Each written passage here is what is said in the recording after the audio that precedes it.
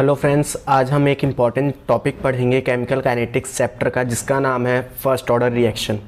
First order reaction आपके लिए बहुत ज़्यादा इम्पॉर्टेंट है, क्योंकि आप प्रीवियस ईयर का कोई भी क्वेश्चन पेपर उठा लीजिए, चाहे बोर्ड एग्जामिनेशन का, चाहे नीट एग्जामिनेशन का, चाहे जेईई मेंस का, यहाँ से क्वेश्चन आपको ज़रूर देखने को मिलेगा। ठीक है, अगर मैं पिछले 10 साल की बात करूँ तो पिछले 10 सालों में 7 से 8 क्वेश्चन आपको इस टॉपिक से देखने को मिल जाएंगे, तो काफ़ी ज़्यादा इम्पॉर्टेंट टॉपिक है। तो चलिए स्टार्ट करते हैं हम फर्स्ट ऑर्डर रिएक्शन को पढ़ना। सबसे पहले मैंने एक रिएक्शन कंसीडर करी है कि मेरे पास कोई ए रिएक्टेंट है और वो रिएक्ट करके प्रोडक्ट बना रहा है। ठीक है, अब मैंने ये माना कि टी टाइम पे जब मेरी रिएक्शन स्टार्ट भी नहीं हुई है, मैंने कितना रिएक्टेंट की कंसंट्रेशन ली है, ए कंसंट्रेशन ली है। ठीक है, स्मॉल ए कंसंट्रेशन ली है। और अगर टाइम 0 है, रिएक्शन स्टार्ट नहीं हुई है, तो जाहिर सी बात है उस टाइम पे कोई प्रोडक्ट नहीं बना होगा, तो प्रोडक्ट कितना हो गया, 0 हो गया। अब मैं कोई एक टी टाइम ले रहा हूं, टी टाइम मतलब मान लो 30 मिनट बाद मैं रिएक्शन देख रहा हूं, तो 30 मिनट बाद जो कंसंट्रेशन होगी रिएक्टेंट की कितनी होगी, उसमें से मान लो अगर x रिएक्ट कर गया, x अमाउंट रिएक्ट कर गया, ठीक है, तो मेरे पास a माइनस एक्स रिएक्टेंट होगा और प्रोडक्ट कितना बनेगा, जितना रिएक्टेंट रिएक्ट करके गया है उतना ही प्रोडक्ट बनेगा। ठीक है, इसे ऐसे समझो जैसे मान लो कि मेरे पास ए रिएक्टेंट है, इससे प्रोडक्ट बन रहा है। ठीक है, मैंने क्या करा, सबसे पहले 100 ग्राम रिएक्टेंट लिया रिएक्शन को करवाने के लिए। ठीक है, और अभी मैंने रिएक्शन स्टार्ट नहीं करी, तो इस टाइम पे प्रोडक्ट कितना बनेगा, 0 ग्राम बनेगा, क्योंकि रिएक्शन अभी स्टार्ट नहीं हुई है। ठीक है, अब मैंने रिएक्शन को चलने दिया, मैंने क्या करा, रिएक्शन को होने दिया। अब मैं 30 मिनट बाद देख रहा हूं, 30 मिनट बाद क्या देख रहा हूं कि 100 ग्राम में से 70 ग्राम रिएक्टेंट क्या हुआ, रिएक्ट कर गया। तो अब मेरे पास 30 मिनट बाद कितना रिएक्टेंट बचा है, 30 ग्राम रिएक्टेंट बचा है। ठीक है, 30 मिनट बाद प्रोडक्ट कितना बन गया, तो ये जो 70 ग्राम रिएक्टेंट रिएक्ट करा है यही तो प्रोडक्ट बनाएगा, तो प्रोडक्ट कितना हो जाएगा, 70 ग्राम। तो वही चीज यहां पे लिखी गई है। ठीक है, अब हम इसका अगर रेट लॉ या रेट ऑफ रिएक्शन लिखे, ठीक है, तो वो क्या हो जाएगा, के ए की कंसंट्रेशन टी टाइम पे और उसकी पावर 1। अब ये 1 यहां पे कैसे आया, जब हमने 0 ऑर्डर रिएक्शन पढ़ी थी तब तो यहाँ पे 0 था, फर्स्ट ऑर्डर रिएक्शन पढ़ रहे हैं तो यहाँ पे 1 है, ये 1 आया कैसे। तो देखो, मैंने आपको बताया था कि जो कंसंट्रेशन की पावर होती है, ठीक है, उसको हम बोलते हैं ऑर्डर ऑफ रिएक्शन। क्या बोलते हैं, ऑर्डर ऑफ रिएक्शन। तो यहाँ पे 1 का मतलब ये है कि ये और क्या है, फर्स्ट ऑर्डर रिएक्शन है। ठीक है, फर्स्ट ऑर्डर रिएक्शन है। अब देखो, रेट ऑफ रिएक्शन को मैं dA/dt भी लिख सकता हूं। अब कुछ बच्चे कंफ्यूज होते हैं कि रेट लॉ और रेट ऑफ रिएक्शन को मैं एक ही कैसे बोल रहा हूं। देखो, rate law rate of reaction ही है, बस हम यहां पे क्या करते हैं, रिएक्टेंट की कंसंट्रेशन को इंक्लूड करते हैं, और रेट लॉ एक एक्सपेरिमेंटली डिटरमाइन क्वांटिटी होती है। ठीक है, ये फर्क होता है बस। तो लेकिन फिजिकल मीनिंग सेम ही होता है, इसलिए हम दोनों को सिमिलर मानते हैं। तो यहां पे मैंने रेट ऑफ रिएक्शन का फॉर्मूला लिख दिया कि change in concentration of A upon में चेंज इन टाइम किसके बराबर है, के रेट कांस्टेंट इनटू में कंसंट्रेशन ऑफ रिएक्टेंट की पावर 1 क्या रिप्रेजेंट कर रहा है, ऑर्डर ऑफ रिएक्शन। ओके, अब देखो हम क्या करते हैं, इस ए को इधर ले जाते हैं, जैसे हमने 0 ऑर्डर रिएक्शन में करा था, इस dt को यहां ले जाते हैं, तो ये इक्वेशन बन गई आपकी। ठीक है, अब हमने क्या करा, इसका इंटीग्रेशन करा। क्या करा, इसका इंटीग्रेशन करा। अब देखो, आपको पता होगा जो इंटीग्रेशन का फॉर्मूला होता है, dx/x का जो इंटीग्रेशन होता है वो log x होता है। ठीक है, और ये लॉग नेचुरल होता है। नेचुरल लॉग आप 2 तरीके के लॉग पढ़ते हो, एक होता है लॉग की पावर 10 और एक होता है लॉग की पावर e, मतलब बेस e। ठीक है, तो इसे हम बोलते हैं नेचुरल लॉग। ओके, तो ये हमारा आता है। तो इसका जब हमने इंटीग्रेशन करा, हमारा नेचुरल लॉग 80 आ गया। ठीक है, और इसका इंटीग्रेशन करेंगे तो आपको पता है कि k तो कांस्टेंट है, वो बाहर आ जाएगा, और अगर हम dt का इंटीग्रेशन करते हैं तो वो t ही आता है। चाहे आप किसी भी क्वांटिटी का इंटीग्रेशन करो, जैसे dx का करोगे तो x आएगा, ये आप मैथ में सीखते हो। ठीक है, ठीक है, तो हमने जब इंटीग्रेशन करा, हमारे पास ये पूरी इक्वेशन आई, जहां पे c क्या है, इंटीग्रेशन कांस्टेंट है। क्या है, इंटीग्रेशन कांस्टेंट है।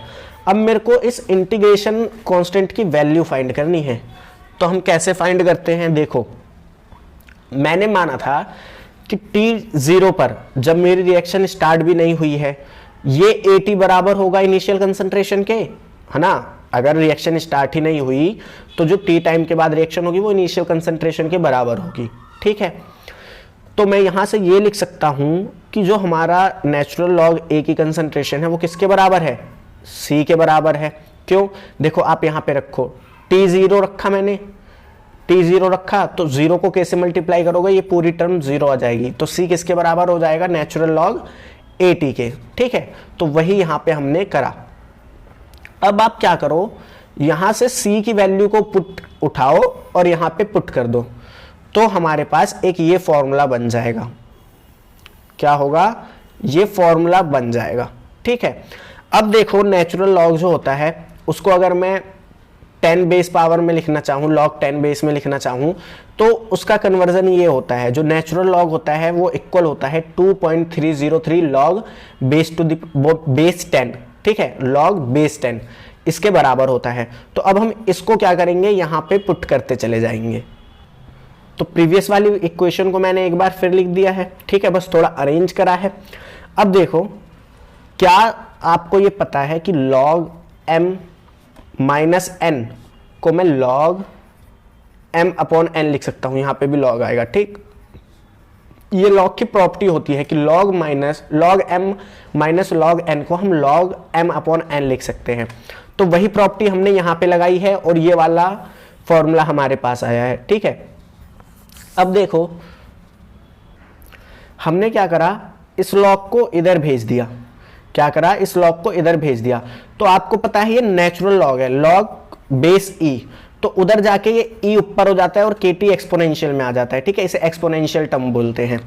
तो ये e kt किसके बराबर हो गया, इनिशियल कंसंट्रेशन अपॉन में कंसंट्रेशन एट टाइम t। तो आप t टाइम पे जो कंसंट्रेशन निकालोगे वो क्या आ जाएगी, इनिशियल कंसंट्रेशन e की पावर माइनस के टी क्यों आ गया, इसको यहां ले जाओगे, इसको यहां ले जाओगे तो ये बेस में आ जाएगा, नीचे डिवीजन में आ जाएगा, और जब ऊपर ले जाओगे तो पावर माइनस हो जाती है, ठीक है। जैसे आप इधर अगर 10 लिखा है, इधर 1 है, ठीक है, इधर मान लो ऐसे है, और आप a को करते हो 1/10, जब 10 को ऊपर ले जाओगे तो ये 10 की पावर -1 हो जाएगा, ठीक है। वही चीज यहां पे हुई है। अब देखो, अगर मैं इक्वेशन 1 को दोबारा देखूं, तो kt को मैं लिख सकता हूं 2.303 log base 10 initial concentration upon में कंसंट्रेशन एट टाइम t। ये 2.303 log बेस 10 कैसे आया, क्योंकि ये नेचुरल लॉग था, और अभी कन्वर्जन मैंने आपको प्रीवियस पेज पे बताया था कि जो नेचुरल लॉग होता है वो बराबर होता है 2.303 log बेस 10 के, ठीक है।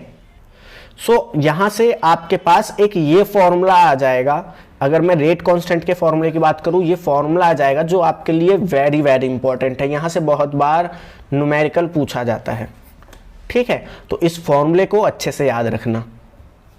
अब हम आ जाते हैं किस पे, अब हम आ जाते हैं हाफ लाइफ पे। हाफ लाइफ मैंने आपको बताया था क्या होता है, वो टाइम जिसके बाद रिएक्टेंट की कंसंट्रेशन हाफ हो जाए, उसे हाफ लाइफ कहते हैं, ठीक है। तो T किसके बराबर हो जाएगा, T हाफ के बराबर हो जाएगा। T हाफ में जो कंसंट्रेशन है वो भी हाफ हो जाती है इनिशियल के, ठीक है, तो हमने यहाँ लिख दिया। तो T हाफ का यहाँ से फॉर्मूला निकालेंगे, तो T हाफ का जो फॉर्मूला आप देखोगे वो आता है 0.693 अपॉन K, 0.693 अपॉन K। तो यहाँ से आप एक चीज़ देखो, आप क्या ऑब्जर्व कर सकते हो, मेरे को कमेंट करके बताना है यहाँ को इस टाइम पे पोस्ट करके, और आप सोच के बताना कि यहाँ से हम क्या स्टेटमेंट लिख सकते हैं। सो मुझे लगता है आप सबने स्टेटमेंट लिख दी होगी। तो यहाँ पे हम ये लिख सकते हैं कि जो T हाफ होता है फर्स्ट ऑर्डर रिएक्शन का, जो T हाफ या हम कहें हाफ लाइफ होती है फर्स्ट ऑर्डर रिएक्शन की, वो क्या होती है, इंडिपेंडेंट होती है, इंडिपेंडेंट ऑफ इनिशियल कंसंट्रेशन। यानी हाफ लाइफ जो होती है फर्स्ट ऑर्डर रिएक्शन की, वो रिएक्टेंट के इनिशियल कंसंट्रेशन पे डिपेंड नहीं करती है, ओके। सो अब हम क्या करते हैं, ग्राफ डिस्कस करते हैं। ग्राफ पे देखो क्वेश्चन कैसे पूछा जाता है, आपसे बोलेगा identify first order reaction graph, फिर आपको वहाँ पे छांटना होगा कौन सा है, या आप बोल देगा जीरो ऑर्डर रिएक्शन का ग्राफ कौन सा है, तो वो छांटना पड़ेगा आपको। तो आपको आना चाहिए ग्राफ्स, ठीक है। तो सबसे पहले हमारा जो ग्राफ है वो है रेट ऑफ रिएक्शन को लेके और टाइम को लेके, ठीक है। तो यहाँ पे देखो हमने एक फॉर्मूला पढ़ा था, क्या पढ़ा था, AT, ठीक है, ए नोड e की पावर माइनस KT, ये हमने फॉर्मूला पढ़ा था। तो आप यहां से देखो, आप क्या देखते हो कि ये माइनस में है। माइनस का मतलब क्या है कि अगर टाइम बढ़ेगा तो ये पूरी टर्म घटेगी, ये माइनस है ना, तो अगर टाइम बढ़ा तो ये घटेगा। अगर ये घटेगा तो जो रिएक्टेंट की कंसंट्रेशन है टी टाइम पे, वो भी क्या होगी, डिक्रीज होगी। अब जब रिएक्टेंट की कंसंट्रेशन क्या होगी, डिक्रीज होगी, तो रेट ऑफ रिएक्शन भी क्या होगा, डिक्रीज होगा टाइम के साथ साथ, ठीक है। तो इसका जो ग्राफ आता है वो ऐसा आता है, एक्सपोनेंशियल ग्राफ आता है, ठीक है, डिक्रीजिंग स्लोप के साथ, ठीक है। इसके बाद अगर मैं हाफ लाइफ का ग्राफ बनाना चाहूँ इनिशियल रिएक्टेंट के साथ, तो मैंने अभी आपको बताया इंडिपेंडेंट होता है इनिशियल रिएक्टेंट से, ठीक है। इनिशियल रिएक्टेंट की कंसंट्रेशन से क्या होता है, इंडिपेंडेंट होता है, इसलिए ये क्या हो जाएगा, कांस्टेंट हो जाएगा। चलिए आगे वाला ग्राफ देखते हैं, concentration of reactant with time. अब मैंने आपको बताया टाइम के साथ रिएक्टेंट की कंसंट्रेशन यहाँ पे देखिए क्या है, घट रही है, तो ये भी हमारा क्या होगा, एक्सपोनेंशियली डिक्रीज करेगा। प्रोडक्ट की बात करें तो प्रोडक्ट की कंसंट्रेशन समय के साथ साथ बढ़ेगी, ठीक है। तो यहाँ पे हमने क्या बनाया, exponential graph with positive slope, ठीक है। तो यहाँ पे देखो आप लिख सकते हो कि जो कंसंट्रेशन है रिएक्टेंट की डिक्रीज करती है एक्सपोनेंशियली विद टाइम, और जो कंसंट्रेशन है प्रोडक्ट की वो इंक्रीज करती है फर्स्ट ऑर्डर रिएक्शन के लिए, ठीक है। सो ये स्टेटमेंट्स आपको आने चाहिए। अब देखिए, अब हम एक ये ग्राफ पढ़ते हैं जो सबसे ज़्यादा इंपॉर्टेंट है, जो सबसे ज़्यादा पूछा भी जाता है। तो अभी आपको याद हो हमने पीछे एक इक्वेशन पढ़ी थी, क्या थी वो इक्वेशन, मैं यहाँ लिख देता हूँ कि log base 10 initial concentration minus में log base 10 concentration at time t किसके बराबर थी, KT 2.303, ठीक है। 2.303 क्या है, वहाँ पे नेचुरल लॉग था, यहाँ मैंने बेस 10 लिया इसलिए 2.303 आया है। अब क्या करो आप क्या करो, बेसिकली log ए नोड को यहीं रहने दो, log इनिशियल कंसंट्रेशन को यहीं रहने दो, और क्या करो इसको इधर ले जाओ, तो ये क्या हो जाएगा KT, ठीक है, या KT को इधर ले जाओ, KT को आप यहाँ पे सॉरी रीअरेंज करते हैं इसे अच्छे से, इसे मैं रीअरेंज करता हूँ। देखो मैं क्या कर रहा हूँ, इसे इधर ले जा रहा हूँ और इसे इधर ले जा रहा हूँ। जब इसे इधर ले जा रहा हूँ इक्वल के दूसरी साइड ले जा रहा हूँ तो ये पॉजिटिव हो जाएगा, और इसे इधर ले जा रहा हूँ तो ये नेगेटिव हो जाएगा। तो यहाँ से जो आपकी इक्वेशन बन के आएगी वो ये आएगी कुछ, log बेस 10 ए नोड, ठीक है, ये इधर आके माइनस KT अपॉन 2.303 इक्वल हो जाएगा log बेस 10 AT के, यानी कंसंट्रेशन एट टाइम T के, ठीक है, ये हो जाएगा। अब यहाँ पे अगर आप इसे लाइन से कंपेयर करें, इक्वेशन ऑफ लाइन से कंपेयर करें, जो कि क्या होती है y equal to mx plus c, ठीक है। तो ये y हो जाएगा, ये mx हो जाएगा और ये c इंटरसेप्ट हो जाएगा, ठीक है। तो देखो यही हमने ड्रॉ करा है, ये c इंटरसेप्ट हमारा हो गया जो कि log a के बराबर है, यानी इनिशियल कंसंट्रेशन के बराबर है, ठीक है। x देखो टाइम x पे रखा है हमने, x टाइम के बराबर है, तो ये जो माइनस के 2.303 है ये हमारा क्या हो जाएगा, स्लोप हो जाएगा। तो ये हमारा स्लोप हो गया, ठीक है, और ये हमारा y पॉइंट हो गया जैसे यहाँ पे। सो आई होप ये ग्राफ आपको समझ में आया होगा। अब हम कुछ प्रॉपर्टी डिस्कस कर लेते हैं फर्स्ट ऑर्डर रिएक्शन की। सबसे पहला यूनिट क्या होगा k का फर्स्ट ऑर्डर रिएक्शन के लिए, तो मैंने आपको एक फॉर्मूला बताया था k की यूनिट निकालने के लिए पहले लेक्चर में ही, अगर आपने उसे देखा हो तो, कंसंट्रेशन की पावर 1 माइनस n और पर सेकेंड, जहां पे n क्या था, ऑर्डर ऑफ रिएक्शन था, क्या था, ऑर्डर ऑफ रिएक्शन था। तो ऑर्डर ऑफ रिएक्शन क्या है, फर्स्ट है, क्योंकि फर्स्ट ऑर्डर रिएक्शन पढ़ रहे हैं। तो n की जगह हम 1 रखेंगे, 1 रखेंगे तो 1 - 1 0, और किसी की पावर 0 मतलब वो 1 के बराबर होता है। तो यहां पे जो यूनिट आ जाएगी वो आ जाएगी पर सेकेंड। ठीक है, अब टाइम टेकन फॉर कंप्लीट मतलब रिएक्शन को कंप्लीट होने में कितना टाइम लगेगा, time taken for completion of reaction. तो मैं अगर मेरे को कंप्लीट रिएक्शन को करना है तो लास्ट में टी टाइम पे कंसंट्रेशन 0 के बराबर होगी रिएक्टेंट की, क्योंकि रिएक्शन कंप्लीट हो जानी चाहिए, यानी पूरा रिएक्टेंट खत्म हो जाना चाहिए। तो रिएक्टेंट की कंसंट्रेशन 0 हो जानी चाहिए। हाँ भाई, तो टी 100% हम निकालते हैं 2.303 अपॉन के log A0 upon AT, concentration है टाइम टी। अब जब मैं इसे 0 रखूंगा तो ये पूरी टर्म क्या बन जाएगी, इन्फिनिटी बन जाएगी। यानी फर्स्ट ऑर्डर रिएक्शन कभी भी पूरी तरीके से खत्म नहीं होती है। ठीक है, तो ये याद रखना कि फर्स्ट ऑर्डर रिएक्शन कभी भी 100% कंप्लीट नहीं होती है। अब हम क्या करते हैं, एग्जाम्पल, फर्स्ट ऑर्डर रिएक्शन का कोई एग्जाम्पल। तो जितनी भी हमारी रेडियो एक्टिव रिएक्शन होती है या न्यूक्लियर रिएक्शन होती है, ये सारी क्या है, फर्स्ट ऑर्डर रिएक्शन होती हैं। ठीक है, ठीक है। Reactant left after x half life, ये सबसे ज्यादा इंपॉर्टेंट है। मान लो आपसे क्वेश्चन पूछता है कि मैं एक रिएक्शन कर रहा हूं, उसकी 4 हाफ लाइफ बीत चुकी है, बताओ कितना रिएक्टेंट बचा है। तो वहां पे आप ये फॉर्मूला लगाएंगे। ठीक है, इसका डेरिवेशन आपको नहीं जानना है, आपको सिर्फ ये फॉर्मूला आना चाहिए।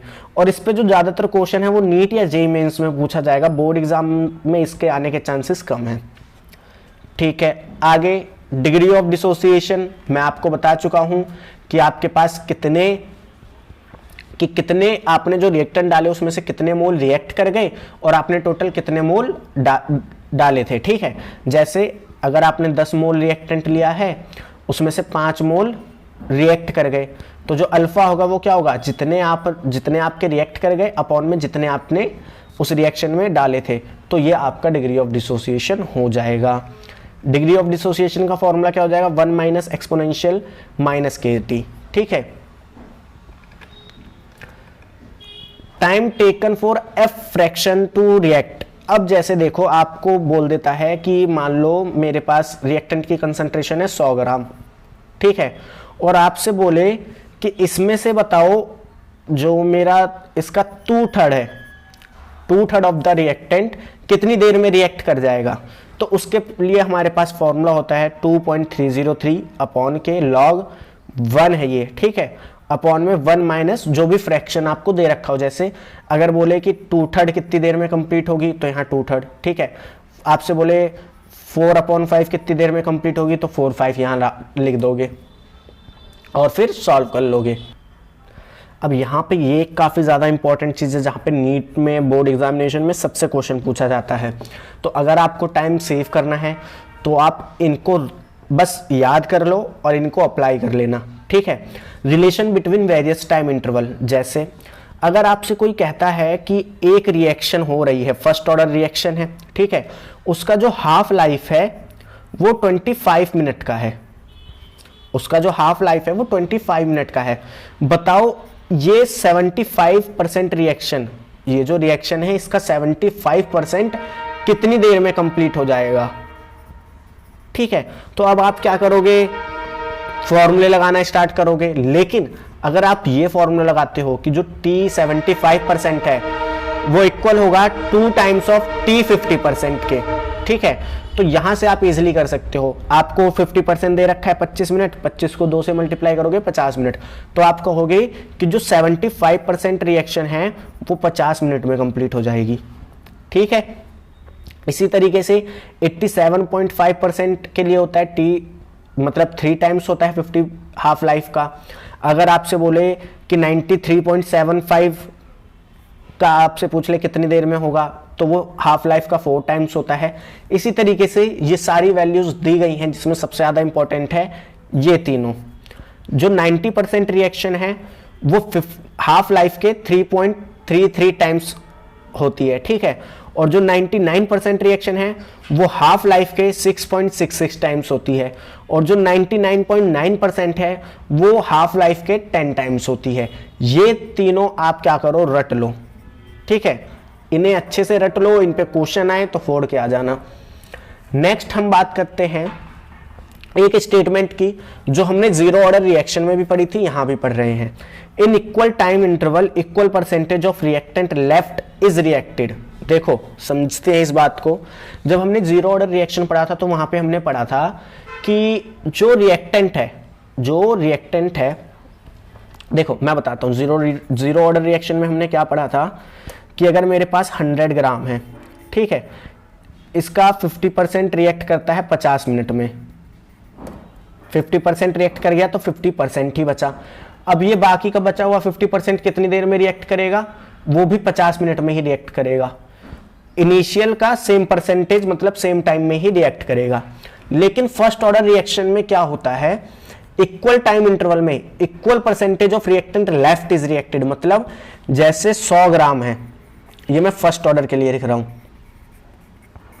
ठीक है, मेरे पास 100 ग्राम रिएक्टेंट है, मैं कह रहा हूं कि इसका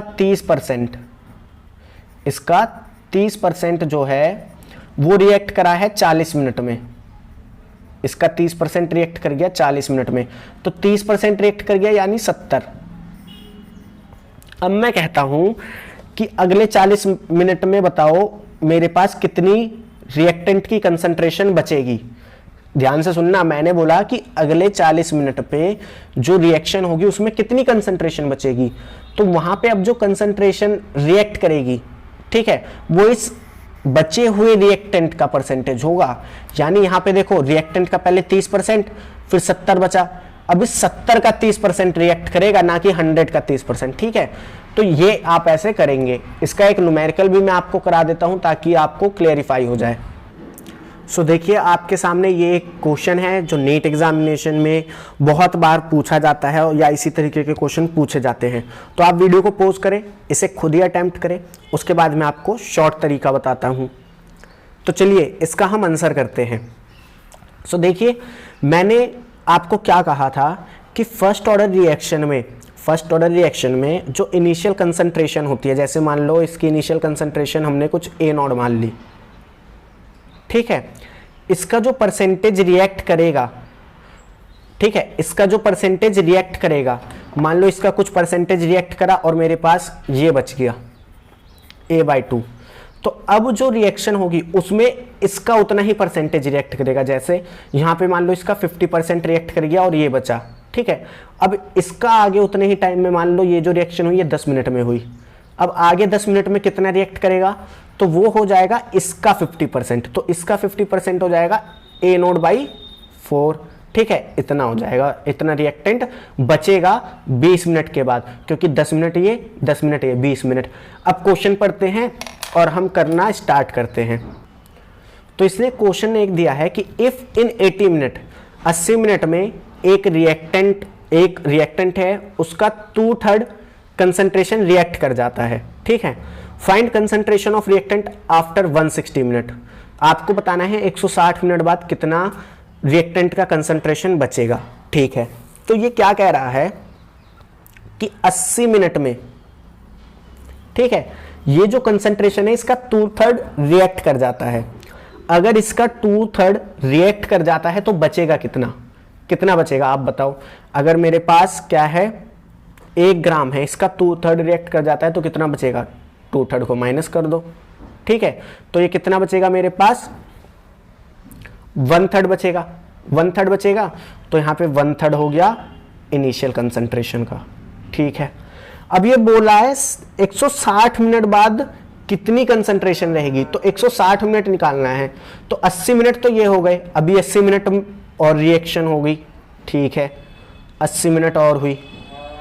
अब 80 मिनट में इसका जो पार्ट रिएक्ट करेगा, इसका 1/3 करा था 80 मिनट में, तो अब ये जो बचा हुआ रिएक्टेंट है इसका 1/3 करेगा, तो जब इसका 1/3 करोगे तो ये 1/9 हो जाएगा,